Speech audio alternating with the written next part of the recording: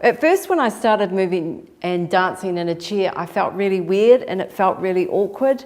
And I just had these ideas of what it was like to move as an able-bodied person, and I didn't quite fit that.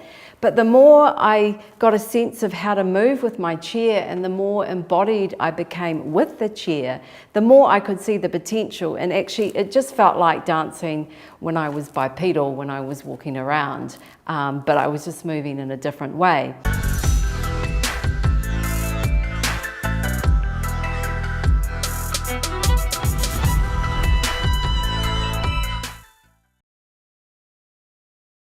One way to think about dancing in a chair is travelling through the space.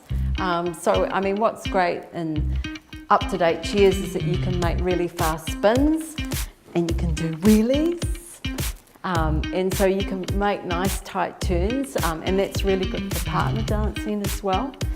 Or you can dance on the spot. You can be an on-the-spot dancer, and sometimes, especially if there's a lot of people dancing, you might want to just put your brakes on so you feel like you're kind of anchored in the space. And then you might just want to get into a position where you can move fairly freely and just have a bit of a groove on the spot.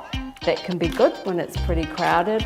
And so most of us, that will mean obviously upper body movement, and then rotating the shoulders, opening the chest, moving from side to side. So yeah, and also the great thing is it gets a lot of torsion through the body, so it's really good for your spine. And also what I think about often in dance is spirals, so this idea of moving spirals through the body. And actually, apparently, ergonomically, the whole body is set up to move sort of with spirals. An osteopath told me that once. The joints, everything kind of moves with spirals. I can't explain that too much, but spirals is a really good way to think about movement. Partner dancing is a lot of fun. What you're doing is negotiating weight a lot and also resistance. So often if you're holding somebody's hand, actually if they hold their arm quite taut and they actually give you some resistance, then you can use that to mobilise, to move around the room. So instead of having a floppy arm, if they have quite a taut arm and give you resistance, you can move around the space and you can mobilise your chair around them. And also you can have more control as well, because often people will want to spin you around and it can feel really unsafe. And so using that resistance is a way of actually directing the flow of the movement and actually maintaining your balance and, you know, maintaining your posture and your sort of agency in the dance. The great thing today is that dance is actually getting more and more popular all over the world. There's lots of different classes to go to.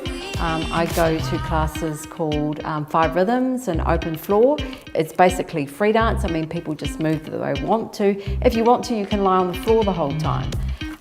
So you can do whatever you want in the space, but people sometimes partner together.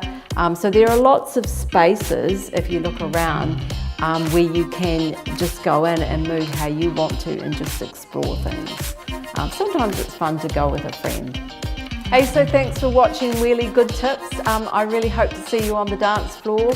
Remember to like and subscribe, and see you later. I forgot the other thing.